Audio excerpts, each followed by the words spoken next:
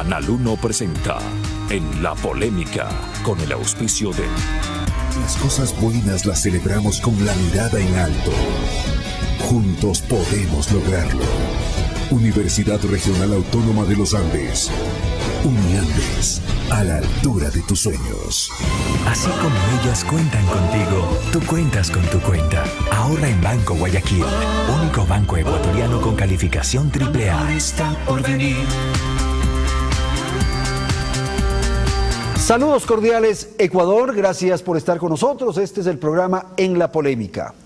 Estamos asistiendo, yo diría, a la etapa final para la aprobación de la Ley de Equilibrio de las Finanzas Públicas.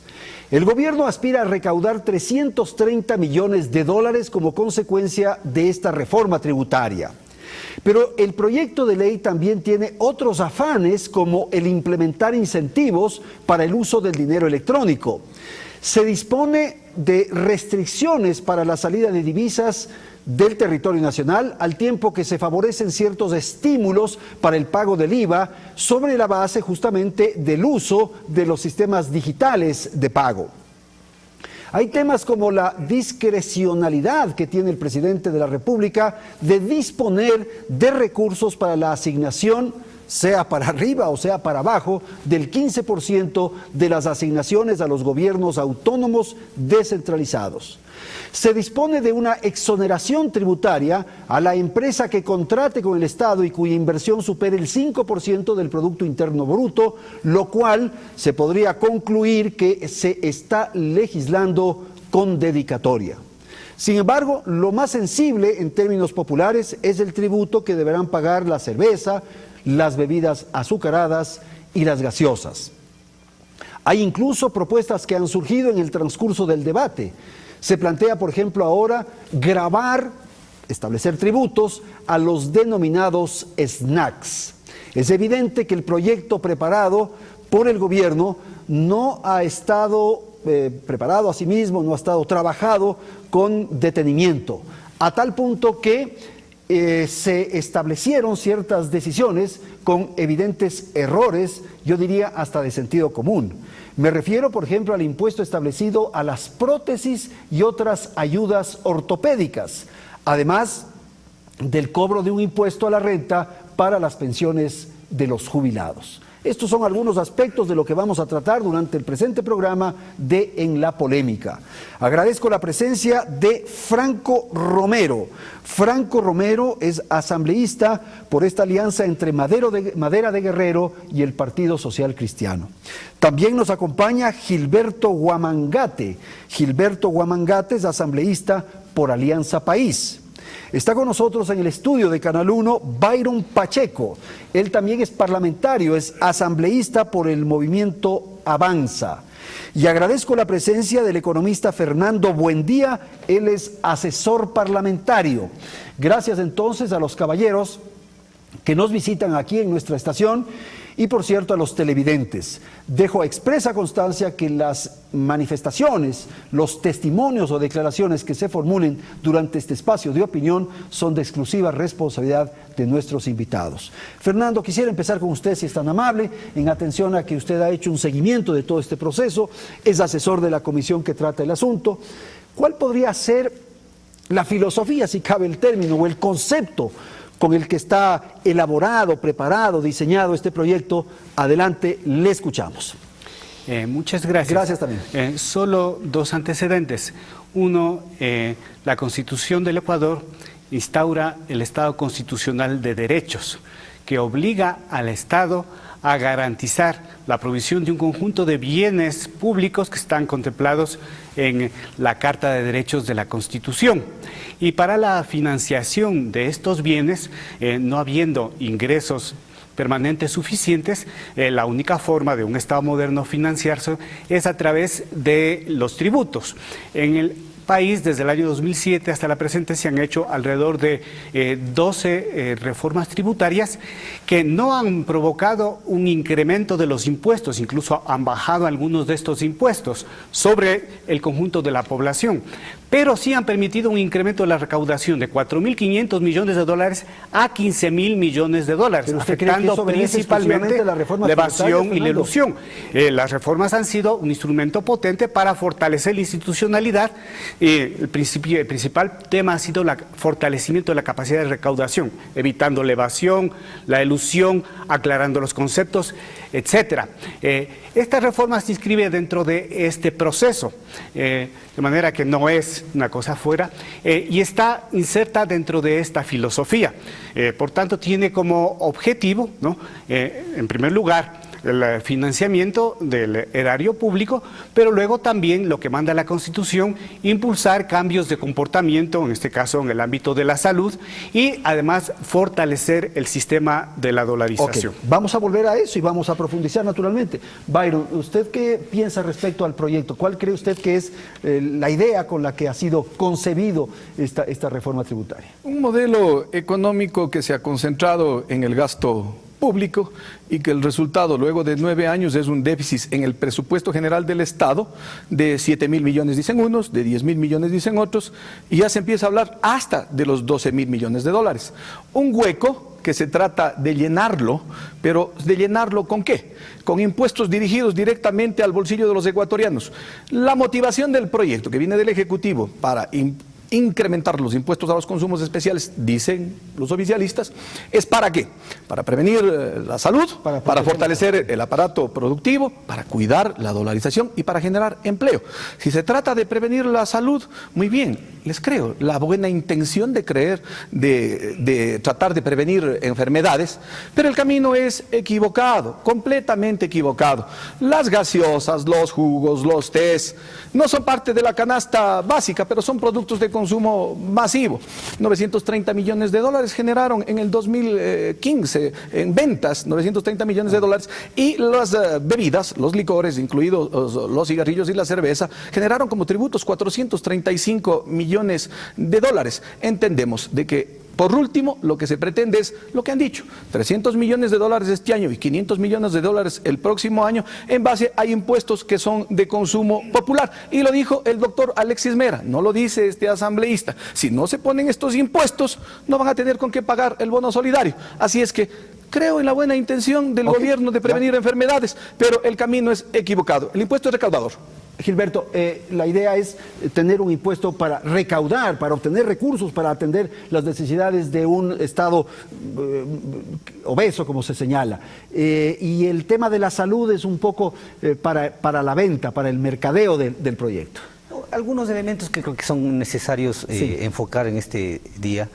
Lo uno, que no hay Estado en el mundo, digamos, que no, ponga impuestos a los ciudadanos. Históricamente, desde la época de la colonia, sabemos que este Estado sacaba tributos incluso para nuestros compañeros indígenas, antes quienes aportaban al Estado central. Era solamente la clase indígena, los esclavos de este país. En la actualidad, este gobierno ha corregido, no solamente desde el 2008 con el establecimiento de la Constitución, sino que también a través de las reformas, de la implementación de leyes, hemos ido paulatinamente, ¿no es cierto?, no grabando impuestos, sino buscando la justicia y la equidad social. Y en ese marco lo que se busca, y ustedes sabrán dar la razón, en estos últimos años al menos, y estos mismos impuestos que estamos en este momento trabajando en la Asamblea Nacional, díganme ustedes, ¿cuál de ellos afecta a la sociedad común y corriente, al pobre, al ciudadano de a pie? ¿La cerveza, por ejemplo? La cerveza no creo que sea un elemento fundamental, vital para los ciudadanos. Pero son temas no son de parte de la cultura, canasta básica familiar. De actitudes. Probablemente podemos vivir sin cerveza. El cigarrillo, por favor. Pero la cerveza es un componente de una cultura nacional. Eso es lo que esta asamblea, este proyecto político busca, ¿no es cierto? No solamente es cambiar la conducta a los ecuatorianos, sino también decirle, si usted hace mal uso de estos productos, ¿no es cierto?, que no están bien para la salud de cada uno de ustedes, entonces contribuyan al Estado, pues. Y es como decir lo mismo respecto a la telefonía celular. Ustedes saben que hasta antes de este gobierno todo el mundo pagábamos el impuesto al ICE. De manera que en la actualidad se está planteando que solamente lo hagan las organizaciones corporativas. Es decir, en ningún momento estamos grabando al ciudadano común y corriente. Esto es lo que probablemente tal vez algunos no entienden. Ahora, y ¿qué quieren, contraparte, Gilberto, ofrece el gobierno? O sea, usted señala que es preciso que hagamos una especie de sacrificio, pongámoslo entre comillas. ¿Cuál es la contraparte que ofrece el régimen? ¿Qué sacrificio hace el gobierno? Los incentivos que se van a promover exactamente en esta misma ley a través, por ejemplo, de la utilización de la moneda electrónica. Es decir, que todo empresario, todo ciudadano que haga ingentes cantidades en inversión económica, lo puede hacer con facilidades. Y esto no solamente lo estamos planteando en el Ecuador, el mundo entero hoy está ya proyectándose aquello. De tal forma que no es que solamente estamos, afectando a un determinado sector de la población, estamos también beneficiando y dando la posibilidad para que ellos puedan contribuir, pero también beneficiarse. Franco, su opinión sobre lo que se ha dicho. Gracias, Andrés. Este es un proyecto de ley eminentemente recaudatorio. La intención es recaudar 335 millones de dólares el presente año y 492 millones de dólares el próximo año. Eso es todo. No sé cómo es que después de 9 años de gobierno recuerdan que el azúcar, que las gaseosas, los cigarrillos le hacen mucho daño al pueblo ecuatoriano. Cuando se dice que solo afecta a las clases altas es una gran mentira. Quienes más tomamos gaseosas, colas, en el Ecuador somos los más pobres. Las clases altas, pues, profesor.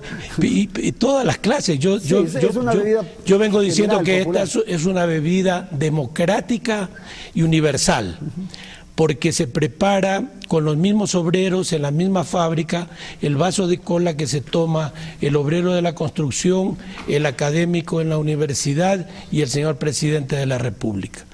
Hay muchas personas que durante el almuerzo, en lugar de tomar agua, jugos, café, qué sé yo, toman un vaso de cola. Y hay muchas personas que trabajan, que no comen en la casa y que tienen que comer, almorzar en el lugar del trabajo, que se comen 2 sándwiches y un vaso de cola o una cola personal. Bueno, pero esa costumbre, por ejemplo, podría afectar a la salud. Eso afecta a la salud en cuanto a si se consume en exceso.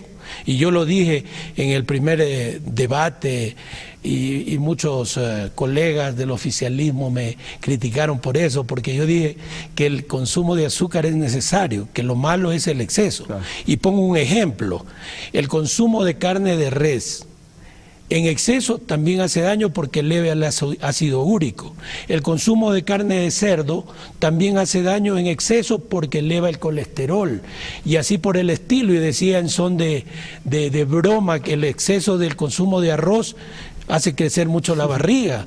Entonces no podemos gravar ese tipo de alimentos o de bebidas, ¿no? Lo mismo pasa con la cerveza. La cerveza es una bebida de moderación. En el Ecuador el grado alcohólico de la cerveza solamente va desde el 3.3 al 4.3 grados alcohólicos. No es lo mismo que el whisky, que otras bebidas que tienen mucho más alcohol. Ahora, esta primera parte sobre el tributo, no sé si quiere agregar algo, Fernando, porque hay otros elementos que contiene la ley que creo que debemos detenernos. Por favor. Yo creo que a nivel de políticas públicas, en esta época debemos establecer una diferenciación de 2 modelos de política pública en el ámbito fiscal y tributario.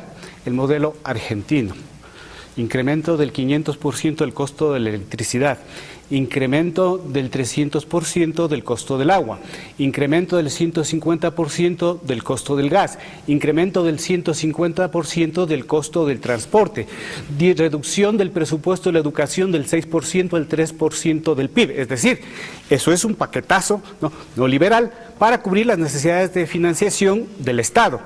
El otro es el modelo ecuatoriano, el modelo de este gobierno, que establece acciones que no afectan al consumo popular y por eso decía yo, 7 años de aplicación de políticas tributarias en donde no se ha incrementado el IVA es el más bajo de la región de América, no se ha incrementado el impuesto a la renta, que son los principales impuestos, pero sí se ha logrado a través de este tipo de mecanismos tributarios, ¿no?, lograr incrementar una recaudación.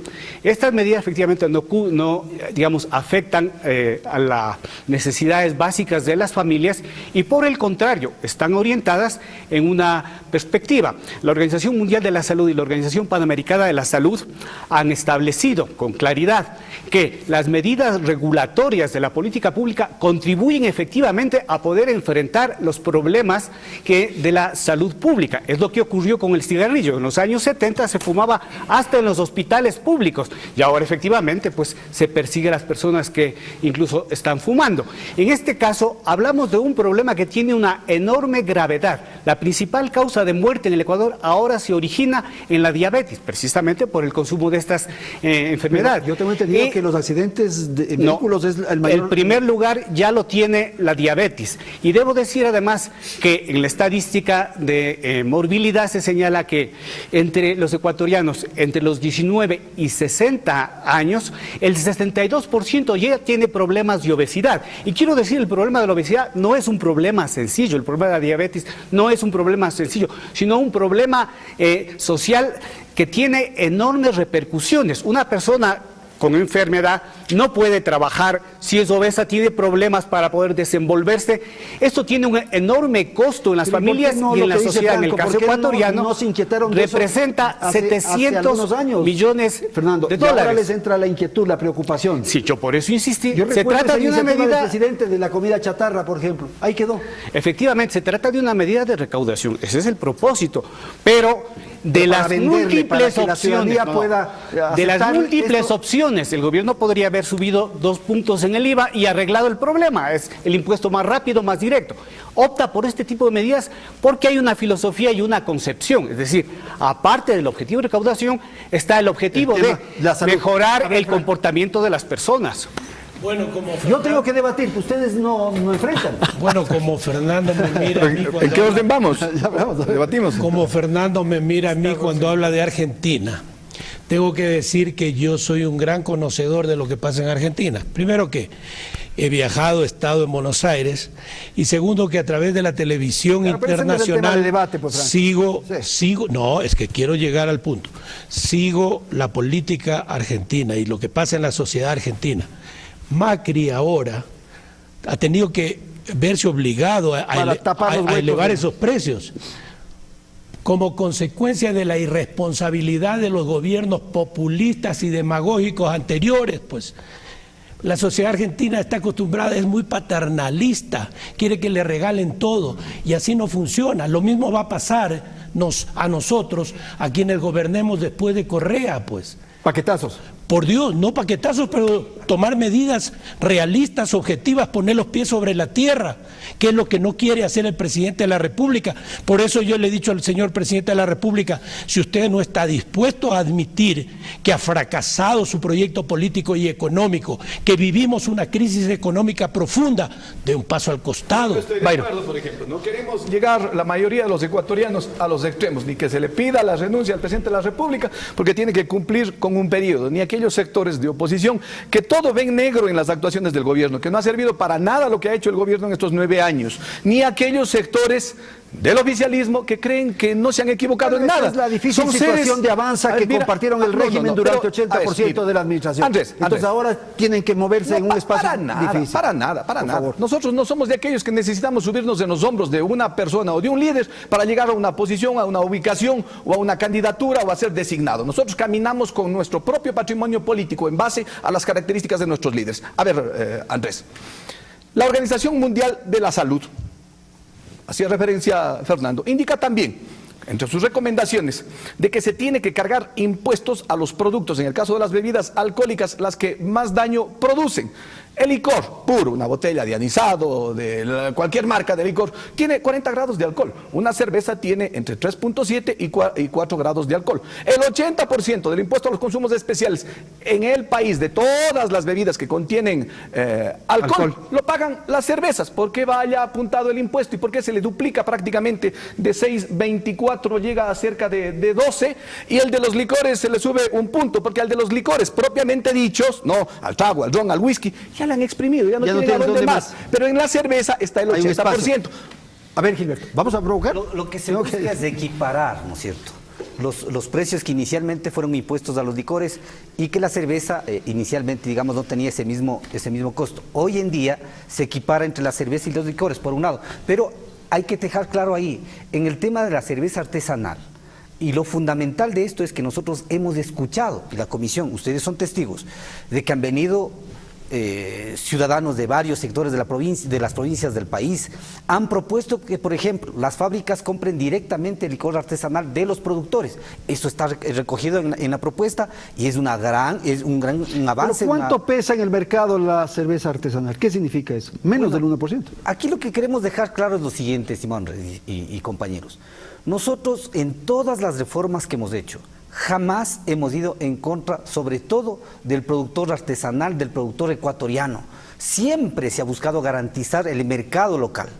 Y ustedes ven con las salvaguardias, por ejemplo, se dio esa posibilidad para que precisamente pregunten a algún empresario ecuatoriano que estés en contra de las salvaguardias. No. La mayoría, había que retirarlas. De las grandes, probablemente, mi estimado compañero, pero, y además usted que fue testigo y aportó, digamos, en todo este proceso, sabemos exactamente que este Estado siempre ha estado garantizando, buscando las mejores iniciativas, para que precisamente, porque para nosotros fuera tan fácil hacer lo que he hecho en Argentina, subir los impuestos, como ha dicho nuestro compañero, a todos los productos de primera necesidad, como es la gasolina, como es el gas, y solucionar el problema. No, con el gas se cae. Pero lo que está diciendo... se va a incrementar en el tema de los licores, en el tema de los cigarrillos, en el tema de las cervezas, y ustedes no han podido controlar el contrabando. 40 millones de dólares se pudieron confiscar, etcétera, en las fronteras en cuanto a contrabando, pero los 40 millones de dólares apenas significan el 20% del contrabando. Va a ser gran negocio para el contrabando. Franco, con usted vamos a terminar impuestos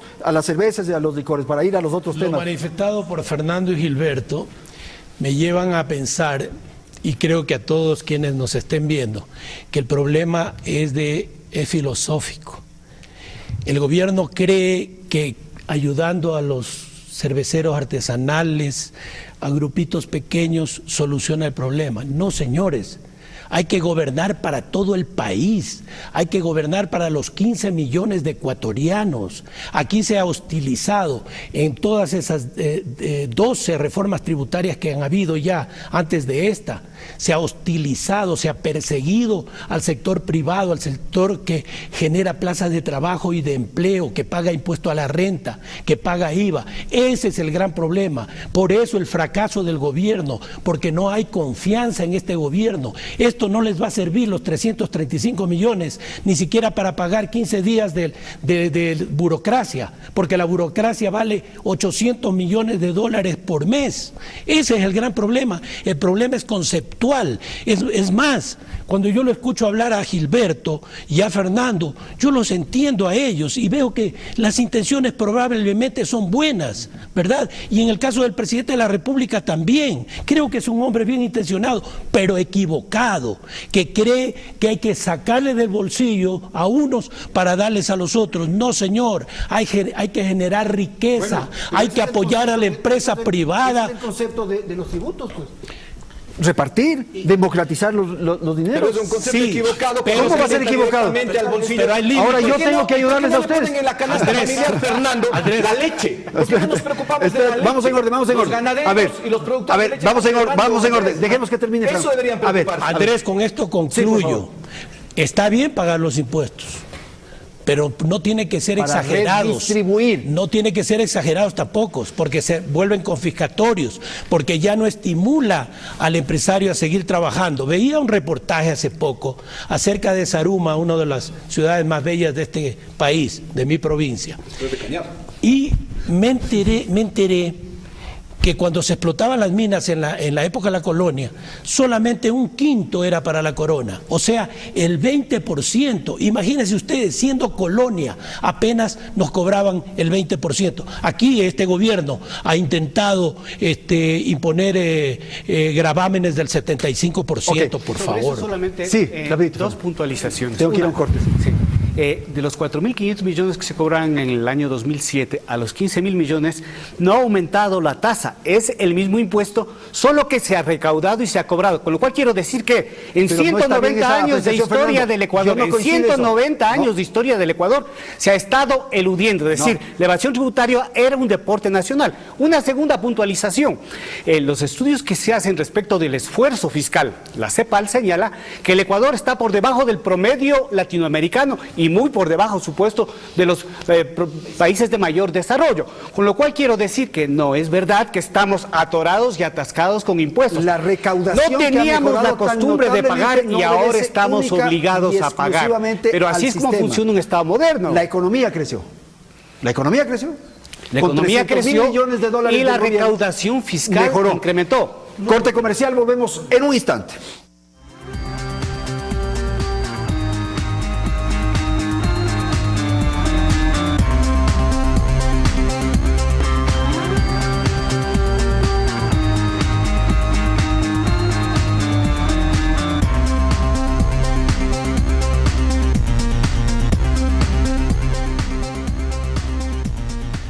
Bien, vamos a la segunda parte del programa. Quiero pedir a nuestros panelistas que abordemos otros asuntos que contiene la ley. Hay el asunto relacionado al dinero electrónico, la salida de divisas, este tema de las asignaciones a los gobiernos locales, el asunto relacionado con una exoneración a la empresa que contrate con el Estado y que supere el 5%. Así que vamos rápido, Gilberto, con usted si es tan amable. La ley plantea también el tema de la redistribución de la riqueza indirectamente, ¿no es cierto?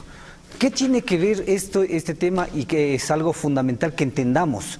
Hoy el mundo discute aquello, es decir, hay empresarios grandes a nivel de países como Estados Unidos que quieren redistribuir sus riquezas, lamentablemente en el Ecuador no, quieren sacar sus riquezas y como ya hemos visto, ¿no es cierto?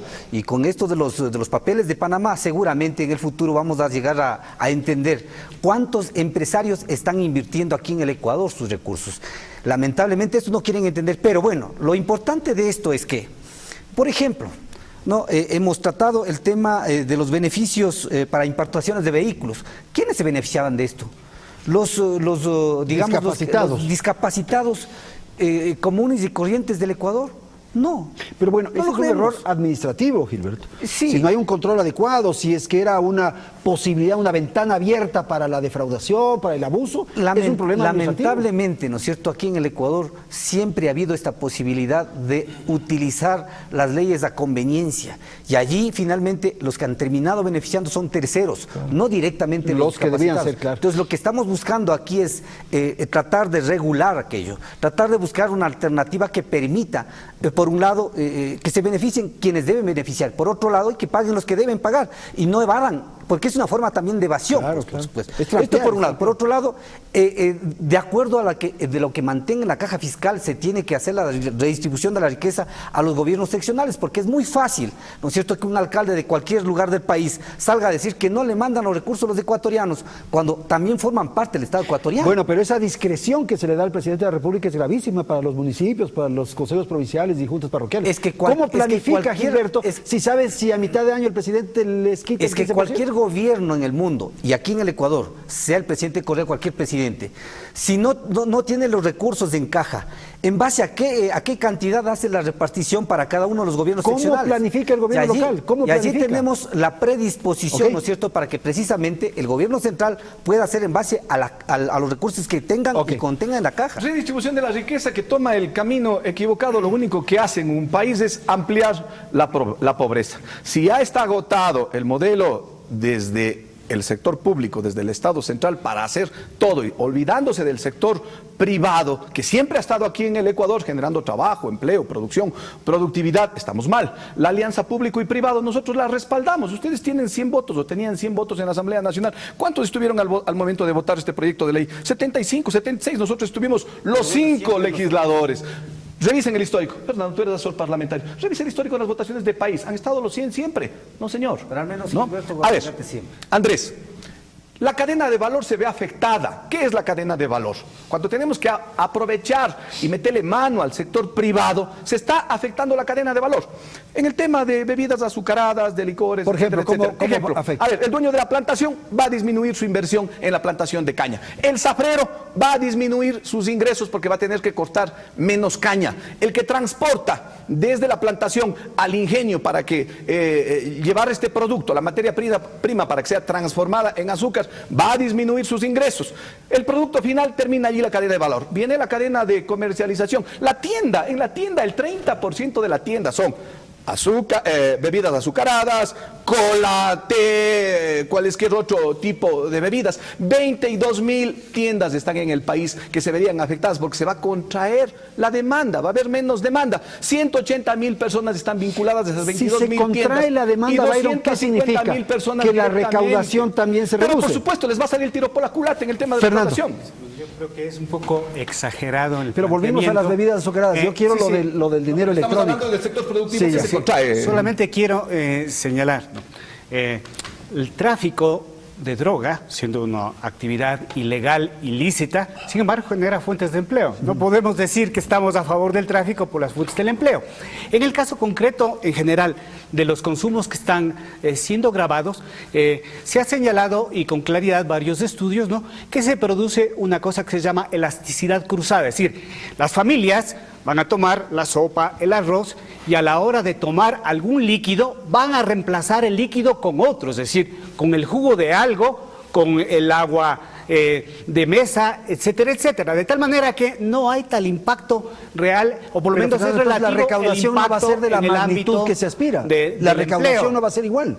Si se reduce el consumo, a la hora de recaudación es establecer menor. el estudio de impacto, ¿no?, es que se establecen los ya. indicadores y se establecen los valores que se graba. Quiero decir, si voy a disminuir 200,000, 2 millones en el consumo, entonces lo que hago es grabar un punto más. Eso es relativo.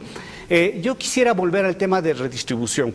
La historia económica del Ecuador muestra que nosotros solo hemos sido productores de materias primas, es decir, hemos utilizado la extracción de la materia prima, de los recursos naturales, y en base a eso, boom cacao, boom banano, boom petróleo, etcétera, etcétera. De manera que la riqueza ha sido a partir de los propios recursos que han sido apropiados en forma privada, de manera oligárquica, y así es como se ha generado la concentración. En la actualidad enfrentamos un problema de un mercado fuertemente concentrado, monopolios, oligopolios, en todos los ámbitos del comercio, en el ámbito de las finanzas, en el ámbito de los diversos sectores de la producción, que han ido generando una enorme concentración de la riqueza en el Ecuador. El Ecuador es de los países más malmente distribuidos en el reparto de la riqueza en la región de América y probablemente en el mundo. Y es a esto a lo que hay que enfrentar, porque además es malo para la economía. Cuando no hay una demanda, efectivamente, el productor no se estimula. Cuando se redistribuye, cuando se aplana la economía, incrementa la demanda, entonces incrementa la producción. Ese fue el modelo de Keynes que permitió que todas las economías de los países del norte, entre los años 45 y los años 70, hayan tenido un crecimiento sostenido, hayan podido entrar a la fase de industrialización y hayan llegado a convertirse en las potencias económicas que son. Bajo este esquema. Vamos de al lado Ya. a Keynes y a Rousseau, pues, y vamos al Ecuador, pues. Mire, la necesidad imperiosa e impostergable de dejar de ser productores de productos primarios, tener producto terminado para el consumo interno y para exportación, muy buena idea. Felicitaciones. El Ecuador aplaude la refinería en el Arombo, porque ese es uno de los elementos para tener derivados también, poder producir derivados, no importar derivados. Pero muy buena idea, porque se quedó en idea, que les costó $1.200 millones al Ecuador, porque solamente se hizo la plataforma, ¿no? Ese es otro tema. A ver, Franco. El problema sigue siendo de carácter ideológico. Yo digo que inclusive existen ciertos complejos. Ese es el gran problema. El gobierno, los gobiernos, no todos los gobiernos del Ecuador, lo que tienen que, si quieren distribuir la riqueza, tienen que apoyar a todos. El otro día hacía yo una crítica al ministro de Agricultura y me llamó un amigo común, amigo del ministro y amigo mío, y me dijo: te felicito, estuviste bien en la televisión, pero no lo toques a mi ministro. Le dije, porque mira cómo ha apoyado a los bananeros pequeños. Le dije, señor, ahí está el problema. Él tiene que apoyar a los bananeros pequeños, a los medianos y a los grandes, a todos los ecuatorianos. Los grandes se defienden solos, Franco. Los grandes se defienden solos. Los grandes también pagan impuestos, los grandes tienen mayor cantidad de trabajadores. Hay que apoyar a todos, hay que dejar ese tipo de prejuicios. Si queremos salir adelante, caso contrario, no vamos a salir adelante. ¿Qué piensa usted respecto al impuesto a la salida de divisas y la reducción del monto que se puede sacar sin pago? Mira, ahí yo tengo un temor, no sé si Fernando, es que se pueda registrar una especie de contrabando de dinero, o sea, que la gente saque la plata subterráneamente, digamos. Se va a dar lo mismo que se da con los impuestos exagerados al alcohol, por ejemplo. Una botella de whisky, no voy a decir la marca, que cuesta en Aguas Verdes $23, en los supermercados de Quito y del Ecuador entero vale 93. Claro. Entonces eso naturalmente te lleva al contrabando. A mí me da la sensación de que muchas gentes van a sacar dinero subterráneamente, probablemente en las fronteras igual, abren cuentas en el Perú o en Colombia y desde Por eso ahí... hay que gobernar con ecuanimidad. Por eso hay que tener equilibrio. Mi madre decía y nos crió de esa manera, ni tanto ni cuanto, utilizando los refranes populares. Ese es el equilibrio. No, el momento que presionas demasiado con un impuesto desde el gobierno, entonces lógicamente va a producirse las distorsiones y el contrabando. Les cuento quiero contar esto.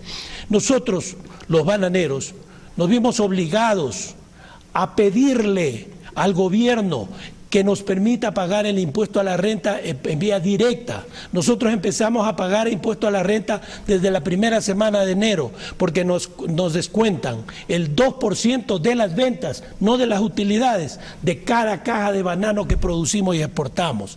Entonces, ¿por qué? Por el hostigamiento, por esta forma de persecución de parte del Servicio de Rentas Internas hacia el sector productivo. Ok, Gilberto, esto de la salida de dinero, a ver. Yo creo que lo más fundamental para no digamos, dejar suelto la idea de Franco, es que aquí entendamos principalmente de que los ecuatorianos tenemos que buscar oportunidades del Estado, y el Estado ha dado esas oportunidades a través de fomentar, por ejemplo, vías buenas, escuelas, unidades educativas, hospitales, etcétera. Pero también ha dado oportunidades a los empresarios a través de garantizar, por ejemplo, el mercado local y de dar las posibilidades precisamente al bajar con esta ley al empresario grande, ¿no es cierto?, si utiliza la moneda electrónica. Estamos bajando del 12 al 10%, es decir, se perdonaría el 2%, ¿no es cierto? ¿Qué beneficios más queremos? Estamos trabajando con equilibrio. No solamente pensando en el pequeño empresario, sino también en el grande empresario. Pero que todos entendamos que tenemos que contribuir para que este Yo estoy de Estado acuerdo, pero el gobierno también tiene que contribuir. Sí, por supuesto. Que baje los gastos innecesarios, dependencias que no tienen sentido, que existan. Andrés, tenga la plena seguridad que lamentablemente... No hay una señal de austeridad en el sector oficial. Desde la época republicana, sí. Andrés, desde la época republicana, aquí estuvo acostumbrado a que todo se privatice.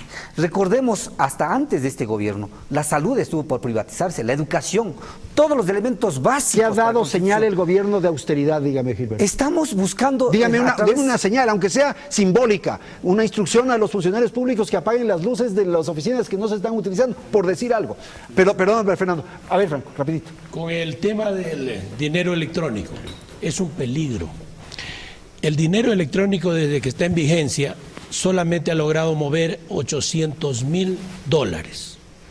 Y dicen quienes defienden el proyecto de ley que aspiran a que se muevan $20 millones, que no significa nada dentro de una economía como la del Ecuador, ¿no es cierto?, que genera un Producto Interno Pero Franco, Bruto si de es que 100.000 se da millones. un ahorro del 2%, sí es probable Claro. que haya un enorme entusiasmo por aprovechar eso. Pero, ese es el incentivo. pero ahí está el problema, El momento que tú le permites a una persona que compra con tarjeta de crédito, con dinero electrónico, que pueda ganar 2 o 1%, va a haber una corrida de depósitos de la banca privada hacia el Banco Central y desafortunadamente el Banco Central no tiene los activos para respaldar ese dinero. Es más, se puede dar ahí el principio de la ley de Gresham, que dice que generalmente el público prefiere la moneda mala a la buena. Y entonces, ¿cuál va a resultar siendo la mala? La electrónica, porque te premia con el 1 o con el 2%. Y eso nos puede llevar inclusive a bajarnos de la dolarización. A ver, Fernando, espérate un ratito. Sobre este tema del dinero electrónico, debo empezar diciendo que hemos escuchado a un conjunto de personas, ¿no?, tratar de defender, de demostrar la cuadratura del círculo, es decir, de que se trata de otra moneda. El señor Abelardo Pachano en el Telégrafo de hoy día señala de que no se trata de emisión. El señor Abelardo Pachano, que tiene 40 años de banquero, que fue dueño del Banco La Producción, señala, no se trata de emisión, sino que se trata de un mecanismo como una tarjeta de crédito. Uno va a comprar con una tarjeta y el banco, que es el emisor de la tarjeta, es el que le está garantizando ese dinero, de tal manera que no se trata de nada. El Código Monetario establece que el respaldo de este dinero electrónico será líquido, quiere decir de inmediata conversión, o sea, en dinero o en oro o en papeles de inmediata conversión. ¿Dónde, de tal manera que no hay problema. Ese dinero? Ahora, yo quiero ¿Dónde decir, va a estar ese dinero, Fernando? Sí, eso es el punto sobre el que quiero yo decir. quiero trabajar con el dinero electrónico. Tengo que abrir una cuenta donde tengo que depositar un dinero. ¿En dónde voy a depositar? Ya, el banquero Rothschild, que es de la banca mundial, bancos alemanes, dice una frase: denme el dinero y controlaré el poder del Estado de un país. Es decir, se trata de que a través de la concentración del poder de los dineros de los depositantes en la banca privada se ha provocado modelos y regímenes plutocráticos. La crisis que tuvimos en el año 99 fue a causa de esta lógica plutocrática de gobernar. Esto es el tema de fondo. Se trata entonces de ir provocando una democratización de los mecanismos que permitan la dinámica del mercado. Lo que va a hacer el dinero electrónico únicamente es dinamizar las transacciones para favorecer el comercio. ¿Dónde deposito el dinero yo que quiero abrir la libreta o la cuenta o en el Banco Central? Efectivamente. Solo va a concentrar el dinero. Una última cosa. El Ecuador, a lo largo de la historia, salvo estas épocas importantes de boom, ha sido deficitario en su balanza de pago porque importa más de lo que exporta. Si tenemos una moneda como es el dólar, ¿no?, vamos a llegar a un punto de quiebre, es decir, a estar empujados a salir de la dolarización por no tener medios de pago. Sí. En el año 2000 hasta el año 2005 esto hubiera ocurrido en el país de no ser por la tabla de salvación que significaron las remesas de la migración. Esto es lo que se está pretendiendo superar a través de la generación de un sistema que acelere la velocidad del dinero y por esa vía, ¿no?, se logre sostener el sistema monetario. En la crisis del 99, la crisis bancaria del 99 que afectó a la mayoría de los ecuatorianos, el decrecimiento en la economía llegó al 6%. De acuerdo a los indicadores del Fondo Monetario Internacional, las previsiones para el 2006 son de crecimiento del 4.5 y para el 2016 y para el 2017 del 4.3. A ti te gustan las cifras de la CEPAL, dicen otras, pero ni al Fondo Monetario ni a la CEPAL salgamos a la calle y preguntemos si hay trabajo. Si hay trabajo, ese es el mejor indicador, lo responderán ustedes ecuatorianos desde sus casas. Punto 2, el problema en la creación de este sistema bimonetario, porque hay el dólar como circulante y el dinero electrónico, es la confianza. No estemos hablando del presidente Correa, dejémosle en calma al presidente Correa, hombre. No estamos hablando solamente de este gobierno, hablemos de los próximos gobiernos. La confianza en el pueblo ecuatoriano no existe de que hoy va y cambia sus dólares en físico o sacándole liquidez de la banca, restándole liquidez de la banca, y mañana cuando quiera que le devuelvan dinero físico, como lo entregó, en vez del dinero electrónico le digan: oiga, ¿sabe qué? le vamos a dar en bonos del Estado. No, pero ¿qué habla Byron Pacheco? la opción no, de que pagaron, no pagaron las jubilaciones con bonos del Estado. Y la opción de que esos fondos a los que se refería Fernando sean administrados por los privados. Excelente idea, pero también hablamos... ¿Te da confianza? Mira, le da confianza. Pero, a ver, mire, no, escuche. Pero es que ustedes viven hablando de la crisis del 99 si nosotros la vivimos y la sentimos. Lo que les digo es, ya pusieron presos a los banqueros que tenían que tenían que estar tras la cárcel. Mire, no, han habido, pero también están los señores de Isaías, luchemos por eso. Pero también ha habido banqueros que le han metido la mano actualmente. No nos olvidemos de los créditos a los argentinos, ¿no? Miren. Aquí no se trata de hacerle oposición a un gobierno que le vaya mal a un presidente. El éxito de un presidente, el éxito de un gobierno es el éxito del país. Fracasa el presidente, fracasa el gobierno, fracasamos los ecuatorianos. A ver, ¿cuál es la preocupación? Lo que han dicho muchos alcaldes, lo que han dicho muchas personas. Gente vinculada a la banca, Fernando, pero revisemos pues, de que les preocupa que sus dineros de encaje bancario en su momento sean utilizados. Eso les preocupa. Los fondos de la reserva sean utilizados. Usted, Gilberto, el oro está como garantía de créditos internacionales. ¿Qué piensa respecto a esa exoneración del impuesto a la renta que se le da a la empresa extranjera que firme un contrato con el Estado que supere el 5% del PIB?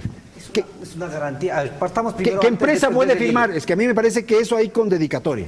No, o sea, esta es una posibilidad para que los empresarios del mundo puedan venir a invertir aquí en el Ecuador. ¿Cuál puede llegar a hacer una inversión de $5.000 millones en el Ecuador? Bueno, ¿en qué actividad, por iniciativas en el campo, por ejemplo, petrolero? Ya. Es decir, hay una empresa, ¿no es cierto? Claro, no, hay varias.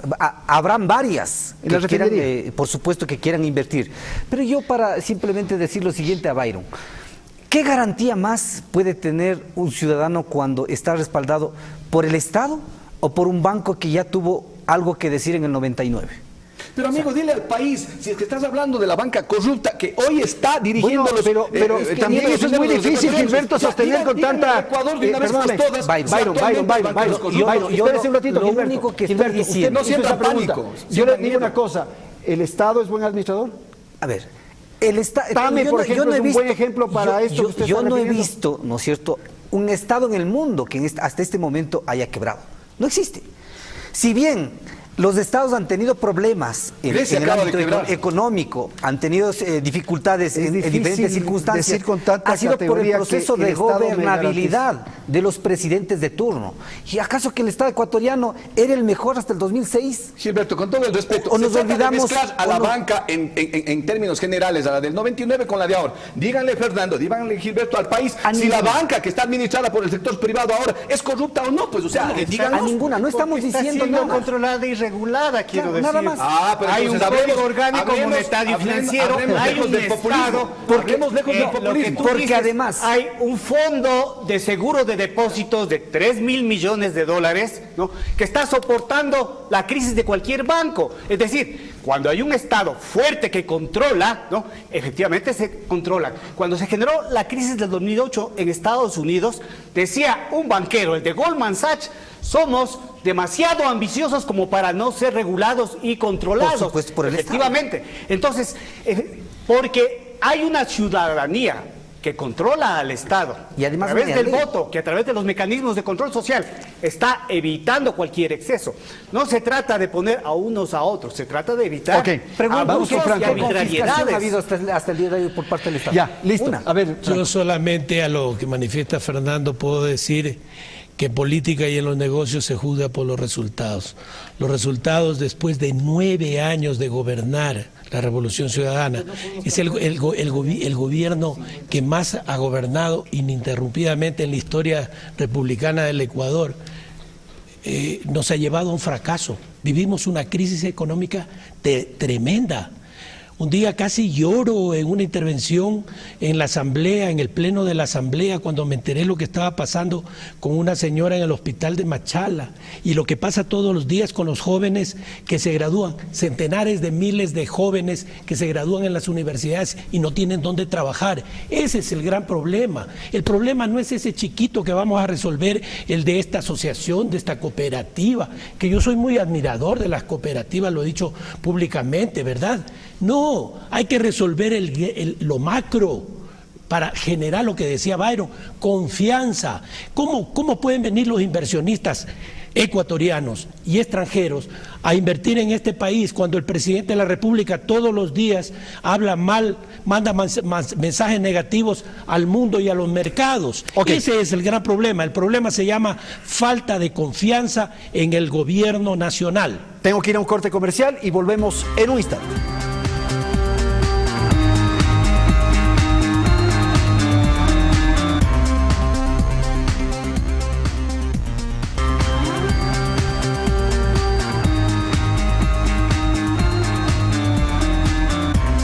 Bien, vamos a concluir, es el segmento final de nuestro programa. Quiero pedir a nuestros panelistas que hagan una referencia a sí mismo final, algo que se les haya quedado, alguna proclama que quiera formular. Byron, por favor, adelante. Pero por supuesto, en términos generales, se habló del principio de redistribución de la riqueza, que se lo ejecuta desde el gobierno central o desde otros niveles de gobiernos con obra pública, por ejemplo. Hablaba Gilberto de la vialidad en buena hora. Yo felicito, agradezco, aplaudo la vialidad que se ha hecho bien en el país, pero también se ha hecho obras malas, pues. Aquí está un ejemplo, si la cámara puede. Esa cámara de atrás tuya. ¿No? Sí.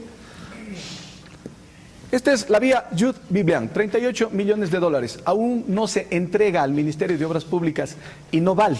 Esto no es redistribución de la riqueza, ni tampoco es gasto. La Contraloría determinará pero qué por es, un ¿no? caso no puede No generalizar. podemos generalizar. Mira, yo tengo una posición serena, equilibrada. Soy prudente frente a lo que digo. Existe una gran inversión en vialidad, pero también existen temas como estos que le hacen daño a este gobierno por haber tenido malos ministros de Obras Públicas. El tema de la canasta básica. ¿Por qué no mejorar la alimentación de los ecuatorianos? Poniéndole ahí la leche, pues enseñando las bondades de la leche para quitar la cerveza o para quitar la cola. Pero ¿qué está pasando con los ganaderos, con los pequeños productores? Les cuesta un litro de leche producir 38 o 40 centavos. La vendían a 45 centavos. Hoy la están vendiendo a 20 centavos las que la pueden vender, o si no, botándola en el campo porque no tienen más que hacer. Y lo que es más, los esfuerzos de este gobierno, los esfuerzos de Alianza País, tienen que ser enfocados a un solo camino y a un solo horizonte. No vean enemigos en todo lado, por favor. Ustedes tienen un problema que ven enemigos en todo lado, hasta en el cura de la parroquia. Por favor. No, pensando en lo que dice Byron, precisamente en esta misma ley no se grava ningún impuesto, por ejemplo, a los productos lácteos. ¿No? Son exentos.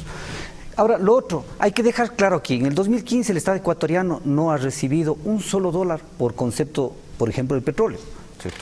Entonces, es necesario, pues, que durante estos años esta asamblea o este gobierno realice reajustes necesarios precisamente pensando en la redistribución de la riqueza y de los recursos, porque da la casualidad, repito, que alcaldes de determinadas provincias, para ellos es muy fácil decir que el gobierno central no transfiere los recursos cuando no se dan cuenta que también dependen de estos ingresos económicos que debe tener el Estado ecuatoriano. Y en ese marco lo que busca esta reforma y lo que buscamos permanentemente es ver cómo podemos salir de esta situación. Y el presidente de la República ha sido muy claro en eso. Que den señales de austeridad, con Gilberto, que den señales de austeridad con en el gobierno. iniciativas austeras, por supuesto, que también permitan viabilizar. No, vamos nosotros a lo largo, incluso de estos últimos años, de este último periodo nomás, esta asamblea bajó, para decirlo menos, ¿no es cierto?, la cantidad en cuanto tiene que ver a sueldos, por ejemplo.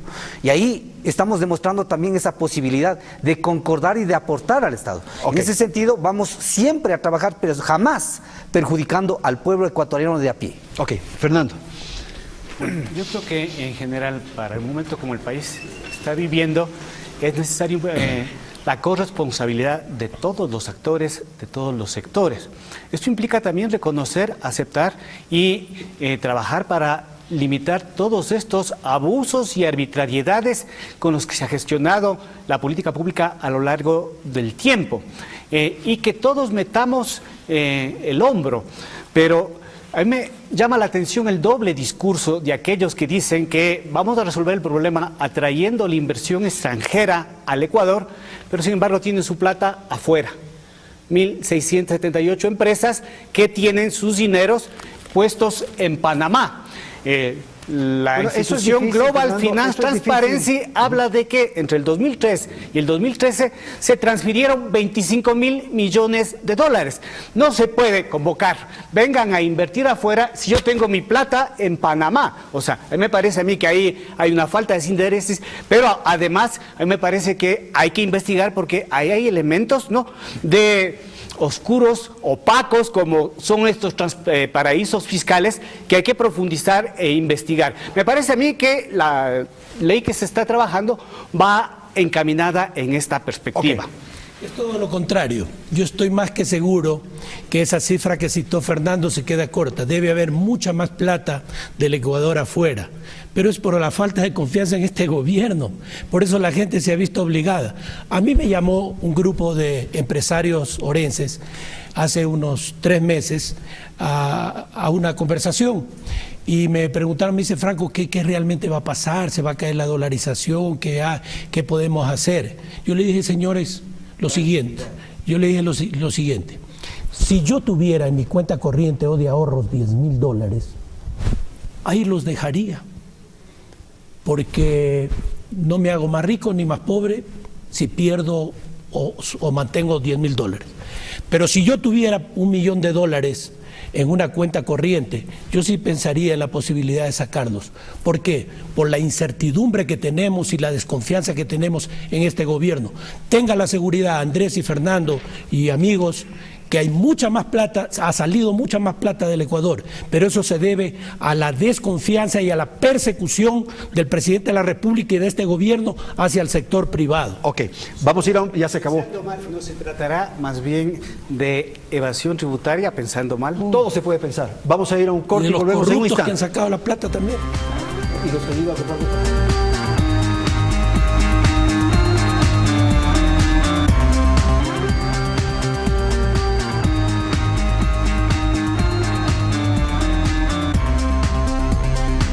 Bien, aquí nos despedimos. Quiero agradecer a los panelistas Franco Romero, Gilberto Guamangate, Byron Pacheco y Fernando Buendía. Gracias a los amigos televidentes. Hasta la próxima semana. Felicidades.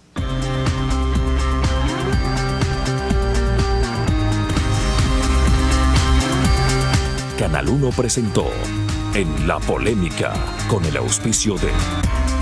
Las cosas buenas las celebramos con la mirada en alto. Juntos podemos lograrlo. Universidad Regional Autónoma de los Andes. Uniandes, a la altura de tus sueños. Así como ellas cuentan contigo, tú cuentas con tu cuenta. Ahorra en Banco Guayaquil, único banco ecuatoriano con calificación AAA. Está por venir.